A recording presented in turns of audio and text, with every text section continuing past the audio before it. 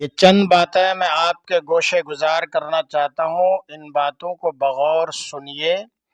اور بہت سارے خرافاتی لوگ ہیں جو اہل سنت والجماعت کے خلاف بہت بڑا پروپیگنڈا کر رہے ہیں اور جماعت اہل سنت والجماعت کو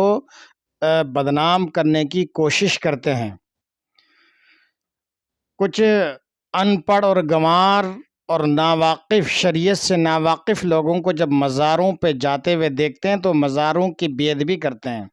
مزاروں کے اوپر سجدے کرتے ہیں، مزاروں سے لپٹ جاتے ہیں۔ تو ایسے لوگ ان ناہنجار اور ناواقف اور جاہل اور گنوار لوگوں کو دیکھ کر یہ کہتے ہیں، دیکھو صاحب یہ جناب یہ اہل سنت والجماعت والے ہیں، یہ جناب یہ بریلوی حضرات ہیں، دیکھو قبر پوج رہے ہیں، نعوذ باللہ۔ ہمارے علماء اہل سنت اور خصوصی طور پر ہمارے امام، ہمارے قائد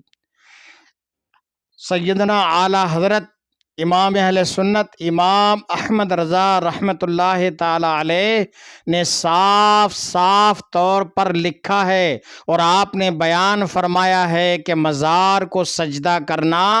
حرام ہے، حرام ہے، حرام ہے، اور مزار کا طواف کرنا یعنی چاروں طرف چکر لگانا یہ ناجائز ہے، اور مزار کو ہاتھ لگانا اور چومنا آپ نے فرمایا احوط یعنی زیادہ احتیاط اسی میں ہے کہ مزار کو چوما بھی نہ جائے، ہاتھ بھی نہ لگایا جائے۔ لہٰذا جو لوگ ناواقف، گنوار، ان پڑھ،